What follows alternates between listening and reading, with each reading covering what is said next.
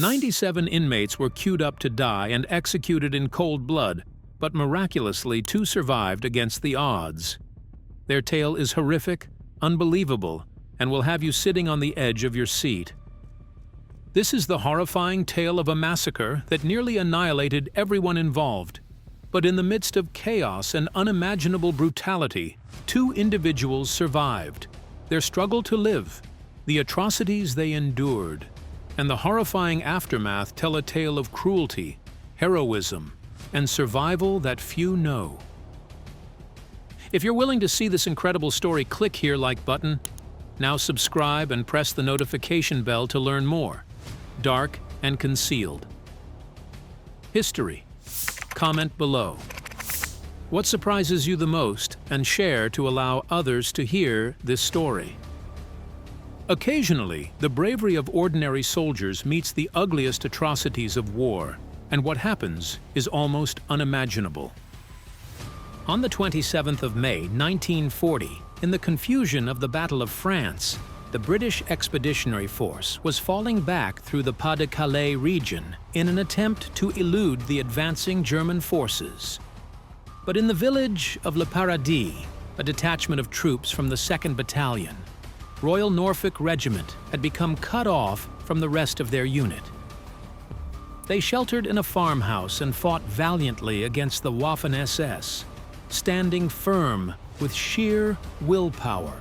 But when their ammunition was exhausted, they were obliged to surrender to the German soldiers, hoping their lives would be spared.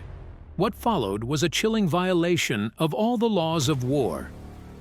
The SS men of the 14th Company, commanded by Hauptsturmführer Fritz Knöchlein, marched the prisoners along the road to a wall and killed 97 men with machine gun fire. Only 2 survived, gravely wounded, cowering among the corpses until they were caught days later. Had the SS handled them as prisoners of war, they should have, and saved many lives. So the massacre became one of the most infamous war crimes in the early Second World War. Following the war, the 2 survivors gave evidence against Knöchlein, giving horrific first-hand accounts of the atrocity. Their witness guaranteed justice would be served, and Knöchlein was found guilty by a British field general court-martial, sentenced to death and executed in 1949. The history of Le Paradis is as much one of courage and of terror as it is an uncomfortable reminder that in even the darkest of times, courage and testimony can overcome unimaginable evil. But even as the Le Paradis massacre unfolded, the groundwork had already been laid by battles which would test every soldier to the limits of endurance. The German advance across France from the Low Countries started on May 10, 1940. Army Group A pushed across southern Belgium and northeast France, driving the French Army and the British Expeditionary Force to the Meuse on May 12th. Crossing that river that night, they pushed on to the English Channel. During the ensuing week, the German advance left the Allies in disarray. Had the British and French troops maintained even one line a little longer, the retreat to Dunkirk might not have been so desperate. The 2nd Infantry Division, the Royal Norfolks and Royal Scots battalions among them, was charged with slowing the Germans and gaining vital time for the evacuation. But they were confronted by the fanatical 3rd SS Division Totenkopf, indoctrinated by Theodor Eicke and answering only to Nazi ideology. The Totenkopf troops fought with savage efficiency, taking more casualties than most other German units, but leaving destruction in their wake. If the savagery had not been checked by the British counterattacks, many more would have perished. The Battle of France was Totenkopf's first major action. They were mobilized to the front on May 17th and soon developed a terrifying reputation. On May 19, they shot 200 French prisoners, especially ominous foretaste of what lay ahead. Hence, when Totenkopf arrived at the English Channel, their reputation alone sent Allied soldiers fleeing in terror. If the British counterattack west of Arras on May 21st had been a complete failure, the division could have arrived at Dunkirk much earlier, altering the evacuation course. On May 24th, Totenkopf advanced towards Bethune and crossed the La Bassée River under intense fire from the British. But they were withdrawn the following day to save tanks for the Dunkirk action to enable the Luftwaffe to bomb Allied positions. If the attack had been pushed at once rather than withdrawing, the Allied line may have broken before reinforcements were able to march up.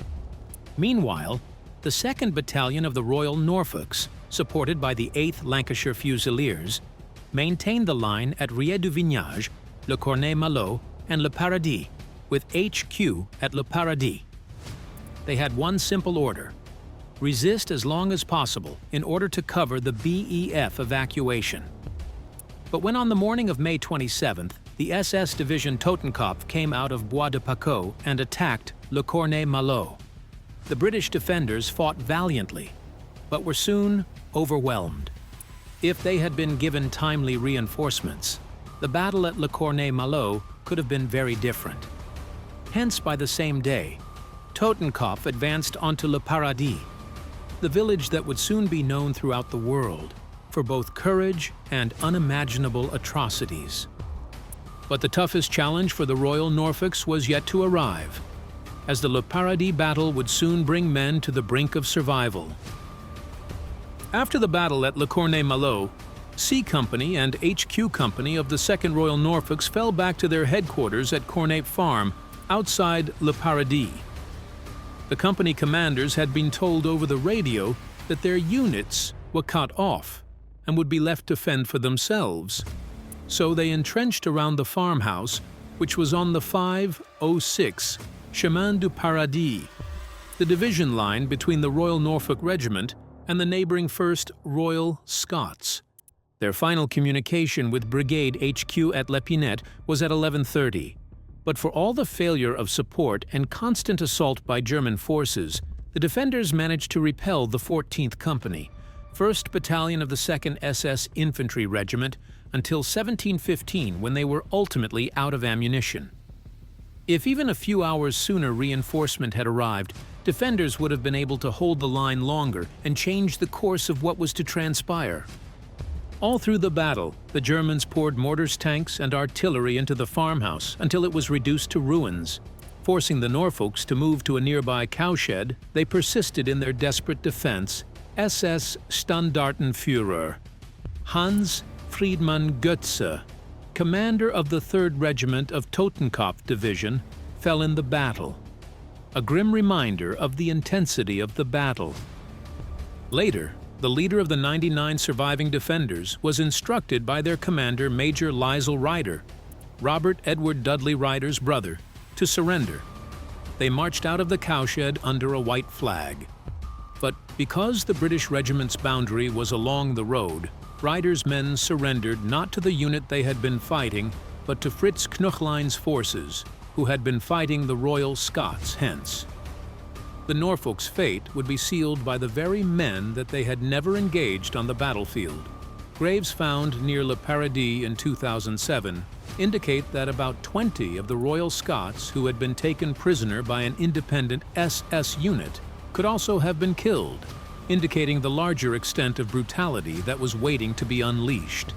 From the battlefield to the unthinkable, the fate of the taken Royal Norfolks plummeted into one of the blackest war crimes of 1940. The British prisoners, most of them injured, were stripped of their weapons and driven off the Rue du Paradis. Initially, it appeared that surrender would secure them safety, but by the paddock near the farm, 2 machine guns lay in wait.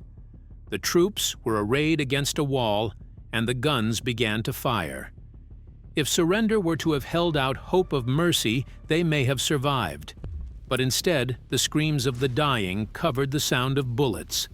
The guns roared until all were dead, and so Nochelin's men moved forward bayonets to dispatch any who were still alive.